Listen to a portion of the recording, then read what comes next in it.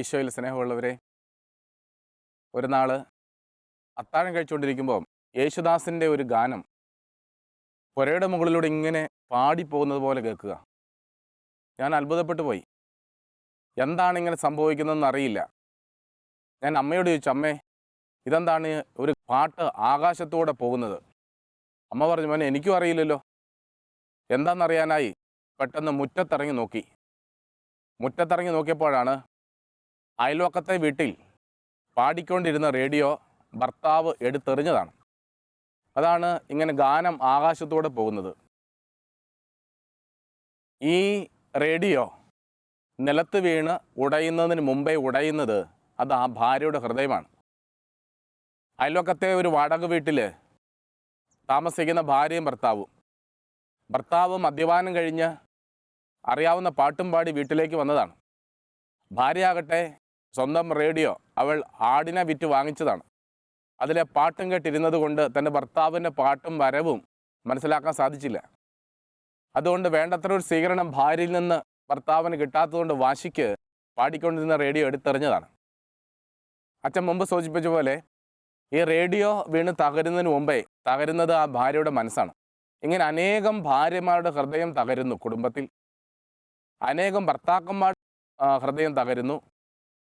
കുടുംബ ബന്ധങ്ങൾ ശിഥിലമാകുന്നു. കുടുംബങ്ങൾ തകരുന്നു. മുമ്പ് എന്നത്തേക്കാൾ ഉപരിയായി കുടുംബവും കുടുംബ ബന്ധങ്ങൾ ശിഥിലമാകുന്നൊരു പശ്ചാത്തലത്തിലാണ് നമ്മൾ ജീവിക്കുന്നത്. ഇന്ത്യയിലുള്ള എല്ലാ കോടതികളും കുടുംബ കോടതികളും പരിശോധിച്ചാൽ എണ്ണിത്തീർക്കാനാവാത്ത കേസുകളാണ് ഓരോ ദിവസവും വന്നു ചേർന്നുകൊണ്ടിരിക്കുന്നത്. കുടുംബം തകർന്നാൽ സമൂഹം തകരും. കുടുംബവും സമൂഹവും തകർന്നാൽ ഭൂമുഖത്ത് മനുഷ്യന് ജീവിക്കാനാവാത്ത അവസ്ഥ വന്നു ചേരും. അത് സത്യമാണ്. എന്താണ് ഇതിൻ്റെ മൂല കാരണങ്ങൾ എന്ന് ഗഹനമായി പഠിച്ചുകൊണ്ട് ആവശ്യമായ മാറ്റങ്ങൾ വരുത്തി കുടുംബ ജീവിതങ്ങളെ പരിപോഷിപ്പിക്കുകയും സംശുദ്ധമാക്കുകയും ശക്തിപ്പെടുത്തുകയും ചെയ്യേണ്ടത് ഇന്നിൻ്റെ ബാധ്യതയും കടമയുമാണ്. അതുകൊണ്ട് ഇനി വരുന്ന കുറച്ച് എപ്പിസോഡുകൾ കുടുംബ ജീവിതത്തെക്കുറിച്ച് നമ്മൾ ആഴമായി പഠിക്കാനായിട്ട് ശ്രമിക്കുകയാണ്. ഒരു കുടുംബം തുടങ്ങുന്നത് വിവാഹത്തോടു കൂടിയാണ്. സത്യത്തിൽ കുടുംബത്തിൻ്റെ വാതിലാണ് വിവാഹം.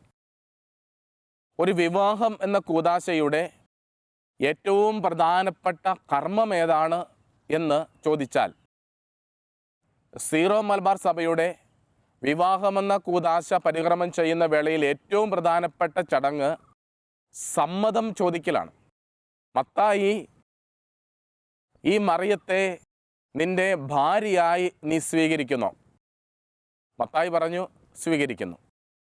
മറിയത്തോട് ചോദിച്ചു, മറിയം ഈ നിൽക്കുന്ന മത്തായിയെ നിന്റെ ഭർത്താവായി നീ സ്വീകരിക്കുന്നുവോ? മറിയം പറഞ്ഞു ഇല്ല. അച്ഛനും നമ്പരുന്ന് പോകും. അച്ഛൻ പിന്നെയും ചോദിക്കും, മറിയം ഈ നിൽക്കുന്ന മത്തായിയെ നിന്റെ ഭർത്താവായി സ്വീകരിക്കുന്നുവോ? മറിയം ഇല്ല എന്ന് പറഞ്ഞു എന്ന് വിചാരിക്കുക. ഇനി ഈ വിവാഹം നടക്കില്ല. ഈ വിവാഹമെന്ന കൂദാശ അവിടെ വെച്ച് മുറിയും. അതുകൊണ്ട് ഈ കൂദാശയിലെ പരമപ്രധാനമായ ഒരു ഭാഗമാണ് സമ്മതം ചോദിക്കൽ. പ്രിയപ്പെട്ടവരെ, ഈ സമ്മതം ചോദിക്കൽ ഇങ്ങനെയാണ്: മിശിഹായുടെ നിയമവും തിരുസഭയുടെ നടപടിയും അനുസരിച്ച് സ്വതന്ത്രമായ മനസ്സോടും പൂർണ്ണമായ സമ്മതത്തോടും കൂടി മത്തായിയെ നിന്റെ ഭർത്താവായി നീ സ്വീകരിക്കുന്നുവോ?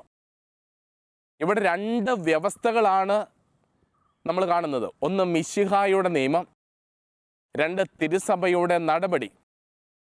അതുകൊണ്ട് വിവാഹത്തിൻ്റെയും തുടർന്നുള്ള കുടുംബജീവിതത്തിൻ്റെ അടിസ്ഥാനം ഈ രണ്ട് സത്യമാണ്. ഒന്ന് മിശിഹായുടെ നിയമം, രണ്ട് തിരുസഭയുടെ നടപടി. എന്താണ് മിശിഹായുടെ നിയമം? മിശിഹായുടെ നിയമം എന്നിവിടെ വിവക്ഷിക്കുന്നത് ബൈബിളാണ്, തിരുവചനമാണ്.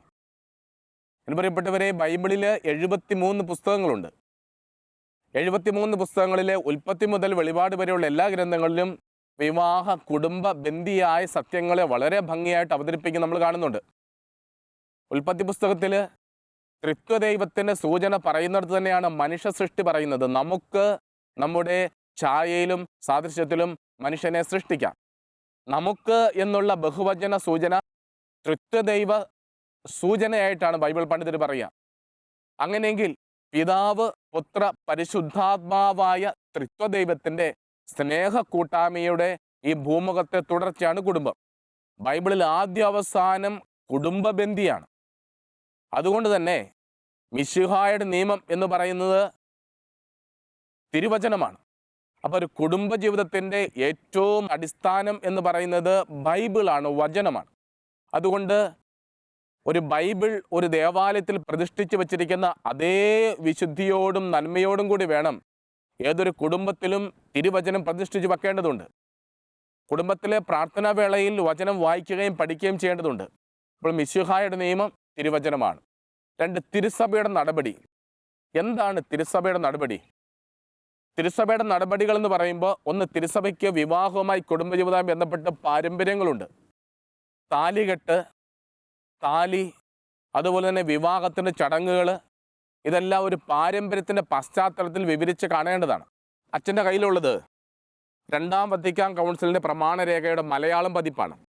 ഇതിൽ സഭ ആധുനിക ലോകത്തിൽ എന്ന പാസ്റ്ററൽ കോൺസ്റ്റിറ്റ്യൂഷൻ്റെ 50ാം ഖണ്ഡികയിൽ ഇങ്ങനെ കൗൺസിൽ പിതാക്കന്മാർ പഠിപ്പിക്കുന്നു: ക്രിസ്തീയ ദമ്പതികൾ തങ്ങളുടെ പ്രവർത്തന രീതിയിൽ തന്നിഷ്ടം പോലെ പോകാൻ പാടില്ല എന്നും ദൈവ നിയമത്തിന് എപ്പോഴും വിധേയരായി അതിനെ സുവിശേഷത്തിൻ്റെ വെളിച്ചത്തിൽ ആധികാരികമായി വ്യാഖ്യാനിക്കുന്ന സഭാപ്രബോധനത്തോട് അനുസരണമുള്ളവരായി നീങ്ങണമെന്നും അവബോധമുള്ളവരായിരിക്കണം.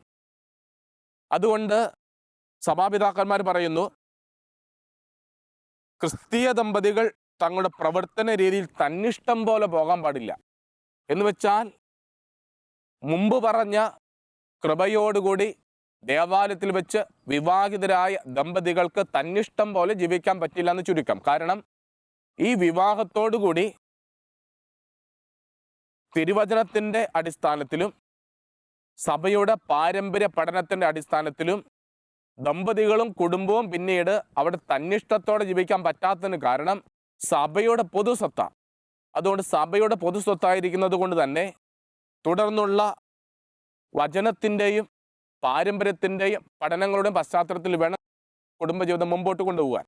അതുകൊണ്ട് സഭാ പ്രബോധനങ്ങൾ അല്ലെ മിശിഹായുടെ നിയമം തിരുസഭയുടെ നടപടി എന്ന് പറയുമ്പോൾ ഒന്ന് തിരുസഭയുടെ പാരമ്പര്യമാണ് കുടുംബവുമായി ബന്ധപ്പെട്ടുള്ളത്.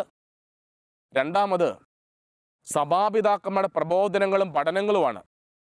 അതുപോലെ തന്നെ കാലാകാലങ്ങളിൽ സഭയുടെ പ്രബോധനങ്ങളുണ്ട്. ജോൺ ബോൾ മാർപ്പാപ്പയുടെ ഫാമിലിയാരിസ് കൊൺസോർസിയോ എന്നിവരുള്ള വളരെ മനോഹരമായ അപ്പസ്തോലിക പ്രബോധനം, അത് കുടുംബങ്ങളുടെ സുവിശേഷം എന്ന പേരിലാണ് അറിയപ്പെടുന്നത്. അതുകൊണ്ട് തിരുവചനത്തിൻ്റെയും സഭാ പാരമ്പര്യത്തിൻ്റെയും പഠനങ്ങളുടെയും പശ്ചാത്തലത്തിലാണ് കുടുംബജീവിതം മുമ്പോട്ട് നയിക്കേണ്ടത്. അങ്ങനെയെങ്കിൽ ഒരു കുടുംബത്തിൻ്റെ അടിസ്ഥാനം എന്ന് പറയുന്നത് ആ കുടുംബത്തിലെ ഭാര്യ ഭർത്താവ് അതുപോലെ തന്നെ ക്രിസ്തു, ഈ കൂട്ടായ്മയാണ്. ദൈവവും ഭർത്താവും ഭാര്യയും ചേർന്നുള്ള കൂട്ടായ്മയാണ് കുടുംബത്തിൻ്റെ അടിസ്ഥാനം. ഇവിടെ വളരെ ഗൗരവമായ ഒരു ചോദ്യമുണ്ട്. ആ ചോദ്യം ഇതാണ്: പ്രായപൂർത്തിയായ എല്ലാവർക്കും കുടുംബ ജീവിതത്തിലേക്ക് പ്രവേശിക്കാൻ സാധിക്കുമോ? മറിച്ചൊരു വാക്കിൽ, ഗവൺമെൻറ് നിശ്ചയിച്ച പ്രായപരിധിയിലെത്തിയ എല്ലാവർക്കും വിവാഹിതരാകാൻ സാധിക്കുമോ? ഇല്ല എന്നതാണ് സത്യം. അവർക്ക് അടിസ്ഥാനപരമായ ചില ഗുണഗണങ്ങൾ ഉണ്ടാവണം. ഈ അടിസ്ഥാന ഗുണഗണങ്ങളില്ലാത്തവർ ഒരു കാരണവശാലും വിവാഹ ജീവിതത്തിലേക്ക് പ്രവേശിക്കരുത്. അതുകൊണ്ട് യോഗ്യതയില്ലാത്തവർ വിവാഹ ജീവിതത്തിലേക്ക്, കുടുംബ ജീവിതത്തിലേക്ക് വന്നിരിക്കുന്നത് കൊണ്ടാണ് ഇന്ന് പല കുടുംബങ്ങളും തകർന്നു പോകാനായിട്ട് കാരണമായിട്ടുള്ളത്. ആ കാരണങ്ങൾ ഓരോന്നായിട്ട് നമുക്ക് വിവരിക്കാം. ഒന്ന്, ശാരീരിക പക്വതയാണ്, ഫിസിക്കൽ മച്യൂരിറ്റി. ഇവിടെ എന്താണ് ശാരീരിക പക്വത? കുടുംബ ജീവിതത്തിലേക്ക് പ്രവേശിക്കുന്ന വ്യക്തികൾക്ക് ശാരീരിക പക്വതയുള്ളവരായിരിക്കണം. ഈ ശാരീരിക പക്വത എന്നതുകൊണ്ട് ഉദ്ദേശിക്കുന്നത് ഒന്ന്, പ്രായമാണ്. പുരുഷന് 21 വയസ്സ്, സ്ത്രീക്ക് 18 വയസ്സ്. അങ്ങനെ 18ഉം 21ഉം വയസ്സുള്ളവർ വിവാഹത്തിലേക്ക് പ്രവേശിക്കുന്നു. അത് ഗവൺമെൻറ്റിൻ്റെ നിയമവും അങ്ങനെ തന്നെയാണ്. പക്ഷെ സഭ പഠിപ്പിക്കുന്ന മറ്റൊരു കാര്യം, ഇങ്ങനെ പ്രായമായി എന്നതുകൊണ്ട് മാത്രം ശാരീരികമായി പക്വതയായില്ല. ശാരീരിക പക്വത എന്ന് പറയുന്നത് കുടുംബജീവിതത്തിൻ്റെ കടമകളെ ഭംഗിയായി നിറവേറ്റാൻ പോരുന്ന കഴിവ്, ശാരീരിക കഴിവ്. അതിൽ കഠിനാധ്വാനത്തിന് മേഖലയുണ്ട്, അധ്വാനത്തിന് മേഖലയുണ്ട്, കൂട്ടായ്മയുടെ മേഖലയുണ്ട്, ലൈംഗിക പ്രക്രിയയുടെ മേഖലയുണ്ട്, നിരവധി മേഖലകളുണ്ട്. അതുകൊണ്ട് ഇവയെല്ലാം കൂട്ടിച്ചേർത്തേ ശാരീരിക പക്വത എന്ന് നമുക്ക് പറയാൻ സാധിക്കുകയുള്ളൂ. അതുകൊണ്ട് കുടുംബജീവിതത്തിൻ്റെ കടമകൾക്ക് തടസ്സമായിട്ടുള്ള ശാരീരിക ദോഷങ്ങൾ അല്ലെ രോഗങ്ങൾ ഉള്ള വ്യക്തികൾ വിവാഹ ജീവിതത്തിലേക്ക് പ്രവേശിക്കാൻ പാടില്ല.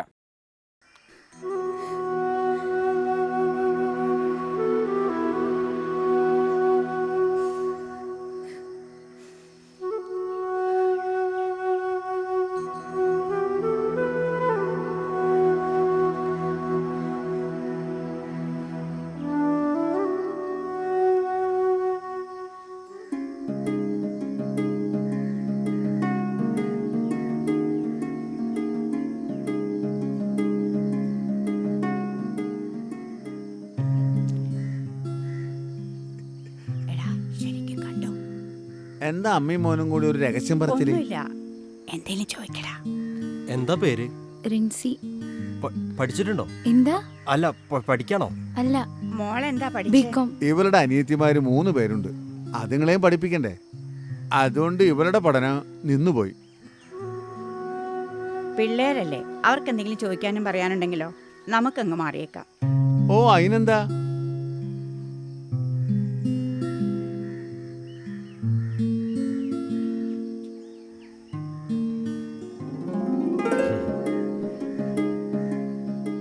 എന്നോട് എന്തെങ്കിലും ചോദിക്കാനുണ്ടോ? എന്തോന്നും മിണ്ടാത്തെ? ഓ, എന്നെ ഇഷ്ടപ്പെട്ടില്ലല്ലേ? അയ്യോ, അതൊന്നും അല്ലാട്ടോ. പിന്നെന്താ? കാര്യങ്ങൾ ചോദിച്ചറിഞ്ഞിട്ട് എന്താ കാര്യം? ഇത് 7ാമത്തെ ആളാ എന്നെ കാണാൻ വരുന്നേ. കണ്ടില്ലായിരുന്നു എൻ്റെ പപ്പയെ. മമ്മി മരിച്ച പിന്നെ ഞങ്ങൾ പൊന്നുപോലെ നോക്കിക്കൊണ്ടിരിക്കുന്നേ. എനിക്ക് 3 അനിയത്തിമാരാ. അവരെ പഠിപ്പിക്കാൻ തന്നെ പപ്പ ഒത്തിരി കഷ്ടപ്പെടുന്നുണ്ട്. എൻ്റെ കല്യാണത്തിന് ലോൺ എടുക്കാതെ പപ്പയ്ക്ക് വേറെ വഴിയൊന്നുമില്ല. കല്യാണമൊക്കെ നന്നായി കഴിയും, പക്ഷേ ലോൺ എങ്ങനെ അടയ്ക്കും? എൻ്റെ പപ്പയുടെ മനസ്സ് വിഷമിച്ചുള്ള ഒരു കല്യാണവും എനിക്ക് വേണ്ട. ഇതിനു മുൻപ് 6 പേരെന്നെ കാണാൻ വന്നു എന്ന് പറഞ്ഞില്ലേ? എല്ലാവർക്കും പൊന്നിൻ്റെയും പണത്തിൻ്റെയും കണക്ക് മാത്രമേ ഉള്ളൂ. എൻ്റെ അനിയത്തിമാർക്ക് ഞാനൊരു അമ്മ കൂടിയാണ്. അവരുടെ കിടപ്പാട് നഷ്ടപ്പെടുത്തിയിട്ട് എനിക്കൊരു വിവാഹ ജീവിതവും വേണ്ട. എനിക്കിഷ്ടായി ഒത്തിരി. സ്ത്രീ തന്നെയാണ് ധനം, അങ്ങനെ വിശ്വസിക്കുന്നവനാണ് ഞാൻ. പപ്പയുടെയും അനിയത്തിമാരുടെയും കണ്ണ് നനയാതിരിക്കാൻ ഇനി ഞാനും കൂടെ ഉണ്ടാവും. എൻ്റെ പെണ്ണിനെ ഞാൻ കണ്ടെത്തിയെന്ന് ഞാൻ അമ്മയോട് പറയാൻ പോവാ.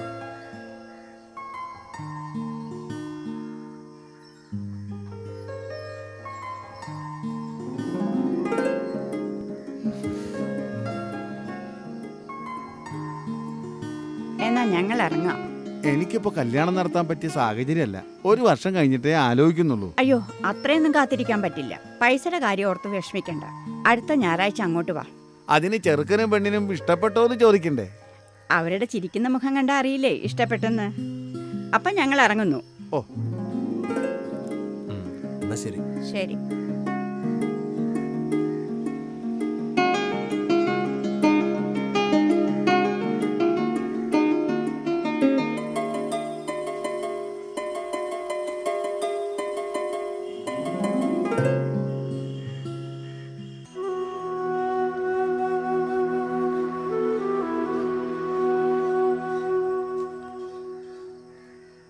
അമ്മേ, അവരോട് പറയണ്ടേ?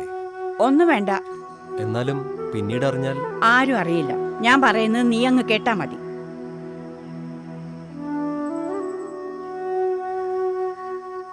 പുതിയ കുടുംബത്തിൻ കതിരുകൾ ഉയരുന്നു.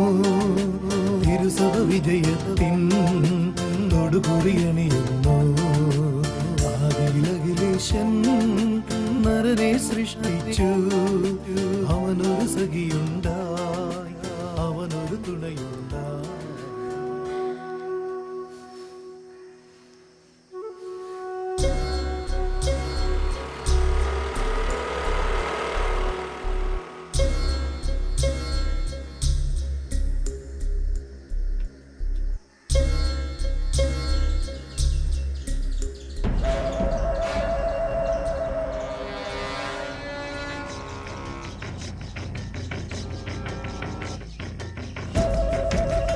എന്തു പറ്റി ചേട്ടാ? ചേട്ടാ എന്തു പറ്റി? എന്തു പറ്റി ചേട്ടാ? ചേട്ടാ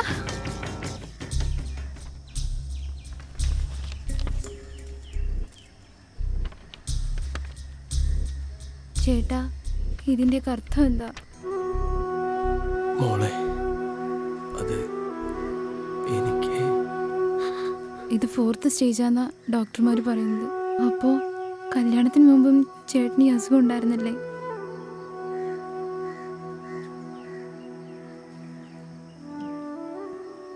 ഞാനെല്ലാം തുറന്ന് പറഞ്ഞതല്ലായിരുന്നു. എന്നോട് എന്തിനാ ഇങ്ങനെ ചെയ്തേ? അമ്മ നിർബന്ധിച്ചപ്പോ എനിക്ക് എതിർക്കാൻ കഴിഞ്ഞില്ല. മോളെ റിൻസി. ചേട്ടാ, ഞാനിപ്പോൾ വരാട്ടോ.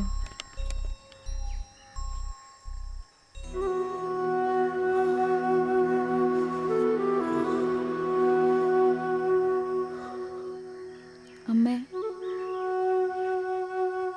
മോളെ, അവനോടൊന്നും ചോദിച്ചു വിഷമിപ്പിക്കരുത്. 2 വർഷത്തോളമായി അവൻ അസുഖം തുടങ്ങിയിട്ട്. Blood cancer. ഒത്തിരി തവണ രക്തമൊക്കെ മാറ്റിയതാ. പക്ഷേ എന്തിനാ അമ്മേ ചേട്ടൻ എന്നെ ചതിച്ചത്? അങ്ങനെ പറയല്ലേ. മോളെ ചതിച്ചത് അവനല്ല, ഞാനാ. കല്യാണത്തിന് മുമ്പ് മോളോട് അവനെല്ലാം പറയാൻ ഒരുങ്ങിയതാ. ഞാനാ തടഞ്ഞത്. അസുഖമെല്ലാം മാറുമെന്ന് ഞാൻ വിചാരിച്ചു.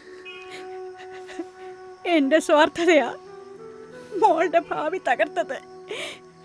എന്നെ അവനീ ശപിക്കല്ലേ മോളെ. അമ്മേ.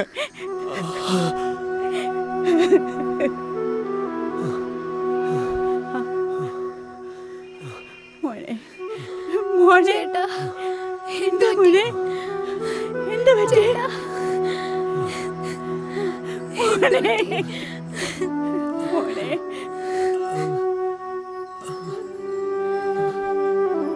ചേട്ടാ വിഷമിക്കല്ലേ, ഞാനുണ്ട് കൂടെ. ഇല്ല, ഒരു കുഴപ്പമില്ല.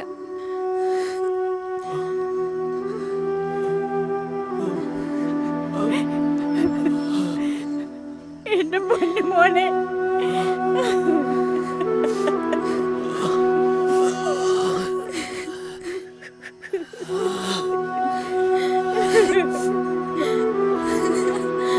ചേട്ടാ ചേട്ടാ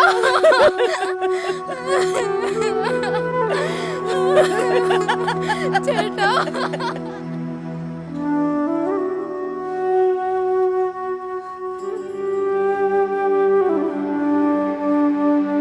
ഈ പെൺകുട്ടി നമ്മുടെ മനസാക്ഷിയിൽ ഒരു ചോദ്യചിഹ്നമായി നിൽക്കുന്നു. ഇവളുടെ ജീവിത സ്വപ്നങ്ങൾ തല്ലിക്കെടുത്തിയത് ആരാണ്? ഈ കണ്ണുനീർ തുള്ളിക്ക് ആരാണ് കണക്ക് പറയേണ്ടി വരിക? എല്ലാം തുറന്ന് സംസാരിക്കാനുള്ള മനസ്സ് ഇനിയെങ്കിലും നമ്മുടെ സമൂഹത്തിനുണ്ടാകട്ടെ.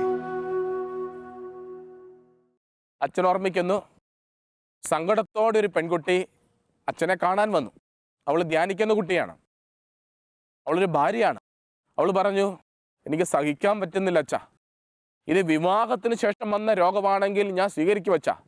പക്ഷെ വിവാഹത്തിന് മുമ്പേ എൻ്റെ ഭർത്താവിന് അറിയാമായിരുന്നു ആ വ്യക്തി ബ്ലഡ് ക്യാൻസർ ബാധിതനാണെന്നും അത് ഗൗരവമായ അവസ്ഥയിലാണെന്നും ഏതാനും നാളുകൾ കഴിയുമ്പോൾ മരണപ്പെടുമെന്നും ഇനി ചികിത്സിച്ച് രക്ഷപ്പെടാൻ പറ്റില്ല എന്നും പരിപൂർണമായി അറിഞ്ഞിരുന്നു. അദ്ദേഹവും അദ്ദേഹത്തിൻ്റെ അമ്മയും ചേർന്നെടുത്ത പ്ലാനാണ്. അദ്ദേഹത്തിൻ്റെ അമ്മ പറഞ്ഞു, നീ മരണപ്പെട്ടു പോകുന്നതിന് മുമ്പേ നീ ഒരു വിവാഹം കഴിച്ച് കാണാൻ എനിക്ക് മോഹമുണ്ട്. അതുകൊണ്ട് ഈ സത്യത്തെ മറച്ചു വെച്ചിട്ട് ആ ചെറുപ്പക്കാരൻ വിവാഹിതനായി. പ്രിയപ്പെട്ടവരെ, പാടില്ല. കുടുംബജീവിതത്തിൻ്റെ കടമകൾക്ക് തടസ്സമാകുന്ന മാരക രോഗങ്ങൾ പാടില്ല. മാനസിക രോഗമുള്ളൊരു വ്യക്തി കുടുംബജീവിതത്തിലേക്ക് പ്രവേശിക്കാൻ പാടില്ല. കാരണം നിങ്ങൾക്കറിയാം, ഒന്ന്, വിവാഹത്തിൻ്റെ നാളിൽ വിവാഹ സമയത്ത് കൊടുക്കുന്ന സമ്മതം അത് വാലിഡല്ല. രണ്ടാമത്, ആ വ്യക്തിക്ക് ഭാര്യയും മക്കളെയും കുടുംബത്തിന് ഉത്തരവാദിത്തങ്ങളെ ഏറ്റെടുക്കാനായിട്ടുള്ള ശേഷിയില്ല, അസാധ്യമാണത്. അതുകൊണ്ട് മാനസിക രോഗമുള്ള വ്യക്തി വിവാഹ ജീവിതത്തിലേക്ക് പ്രവേശിക്കാൻ പാടില്ല, ഒരു കാരണവശാലും പാടില്ല. രണ്ട്, ബുദ്ധിമാന്യമുള്ള വ്യക്തി വിവാഹ ജീവിതത്തിലേക്ക് പ്രവേശിക്കാനായിട്ട് പാടില്ല. പ്രിയപ്പെട്ടവരെ, ഗൗരവമായ ഈ രണ്ട് ന്യൂനതകളും വിവാഹ ജീവിതത്തിന് തടസ്സങ്ങളായി പറയുന്നു. ബാക്കിയുള്ള പല രോഗങ്ങളും ആലോചനയിലൂടെയും ട്രീറ്റ്മെൻറ്റിലൂടെയും പരിഹരിച്ച് വിവാഹത്തിൻ്റെ കുടുംബജീവിതത്തിൻ്റെ കടമകൾക്ക് തടസ്സമാവില്ല എന്ന് ഡോക്ടർമാരാൽ ഉറപ്പുവരുത്തിയാൽ പങ്കാളിയുടെ അനുവാദത്തോടു കൂടി സമ്മതത്തോടും കൂടിയും വിവാഹത്തിലേക്ക് പ്രവേശിക്കാം, തടസ്സമില്ല. പ്രിയപ്പെട്ടവരെ, നമ്മൾ ഈ കഥയിൽ കണ്ടു, വിവാഹം കഴിക്കുന്നതിന് മുമ്പേ ഗൗരവമായ രോഗത്തിൽ പെട്ടുപോയ ചെറുപ്പക്കാരൻ അത് മറച്ചു വെച്ചിട്ട് വിവാഹിതനാകുന്നു. അതുകൊണ്ട് എന്തു പറ്റി ഇവിടെ? അദ്ദേഹം മരണപ്പെട്ടു പോകുന്നു, ആ കുടുംബം തകരുന്നു, ആ കുട്ടിയുടെ ഭാവി നശിച്ചു പോകുന്നു. അതുകൊണ്ട് വിവാഹ ജീവിതത്തിലേക്ക് പ്രവേശിക്കേണ്ട വ്യക്തി ശാരീരികമായ യോഗ്യതകളുള്ള വ്യക്തികളാകണം. ഗൗരവമായ രോഗമുള്ള വ്യക്തി അപ്പോൾ എന്തു ചെയ്യണം? ആ വ്യക്തിക്ക് വിവാഹം പാടില്ലേ എന്ന് ചോദിച്ചാൽ, കുടുംബജീവിതത്തിൻ്റെ കടമകൾക്ക് പരിപൂർണമായ തടസ്സം വരുന്ന രോഗങ്ങളുള്ള വ്യക്തി, അല്ലെ ശാരീരികമായ ന്യൂനതകളുള്ള വ്യക്തി വിവാഹം കഴിക്കരുത്. കാല് രണ്ടുമില്ലാത്ത ചെറുപ്പക്കാരന് പട്ടാളത്തിൽ പോകാൻ ആഗ്രഹമുണ്ട്, പക്ഷെ അവനാവുന്നില്ല. അവൻ ആ മോഹം ഉള്ളിലടക്കി അവനായിരിക്കുന്ന അവസ്ഥയിൽ പറ്റുന്ന കാര്യങ്ങൾ ചെയ്തുകൊണ്ട് ദൈവത്തെ മഹത്വപ്പെടുത്തി കുടുംബത്തിൻ്റെ സമൂഹത്തിൻ്റെ നന്മയ്ക്ക് ഉപകരിക്കുന്ന കാര്യങ്ങൾ ചെയ്തുകൊണ്ട് ജീവിതത്തെ സമർപ്പിക്കുന്നു. അപ്പോൾ സഹനങ്ങളെ ദൈവകരങ്ങൾ സ്വീകരിച്ചുകൊണ്ട് ആയിരിക്കുന്ന അവസ്ഥയിൽ വചനത്തോട് നീതി പുലർത്തി മുമ്പോട്ട് ജീവിക്കുക. അതാണ് കുടുംബജീവിതത്തിലേക്ക് പ്രവേശിക്കാൻ ആവാതെ വരുന്നവരെ സംബന്ധിച്ചിടത്തോളം അവരുടെ ദൈവഹിതം. തുടർന്നുള്ള എപ്പിസോഡുകളിൽ വിവാഹ ജീവിതത്തിലേക്ക് പ്രവേശിക്കേണ്ട വ്യക്തികൾക്ക് ആവശ്യമായ ഗുണഗണങ്ങളെക്കുറിച്ച് ഓരോന്നും നമുക്ക് എടുത്ത് പഠിക്കേണ്ടതുണ്ട്, പ്രതിപാദിക്കേണ്ടതുണ്ട്. ഈ സന്ദേശം അവസാനിപ്പിക്കുമ്പോൾ തകരുന്ന കുടുംബങ്ങളെ കർത്താവിൻ്റെ പക്കലേക്ക് സമർപ്പിച്ചുകൊണ്ട് ദൈവമേ നിൻ്റെ പ്രത്യേകമായ കൃപയാൽ ആ കുടുംബങ്ങളെ ബലപ്പെടുത്തണമേ എന്ന് പ്രാർത്ഥിച്ചുകൊണ്ട് നമുക്ക് അവസാനിപ്പിക്കാം. പ്രിയപ്പെട്ടവരെ, തുടർന്നുള്ള കുറച്ച് എപ്പിസോഡുകൾ കുടുംബജീവിതത്തിൻ്റെ വിവിധങ്ങളായ മേഖലകളെ ആഴമായി അപഗ്രഥനം ചെയ്യുന്നതാണ്. അതുകൊണ്ട് മുടങ്ങാതെ കാണുവാനായിട്ട് മനസ്സ് വയ്ക്കണേ. അതുപോലെ മറ്റുള്ളവരെയും ഈ കാര്യം ഓർമ്മപ്പെടുത്തുവാനായിട്ട് മനസ്സാകണമെന്ന് സ്നേഹത്തോടെ ഓർമ്മപ്പെടുത്തുന്നു. ദൈവം അനുഗ്രഹിക്കട്ടെ. കണ്ണൂർ ജില്ലയിൽ പരിയാരം മെഡിക്കൽ കോളേജിന്റെ സമീപത്തുള്ള മദർ ഹോമിലേക്ക് പ്രാർത്ഥനാ നിർഭരമായ സ്വാഗതം. എല്ലാ രണ്ടാം ശനിയാഴ്ചയും ഏകദിന ധ്യാനവും രോഗശാന്തി ശുശ്രൂഷയും ഉണ്ടായിരിക്കുന്നതാണ്.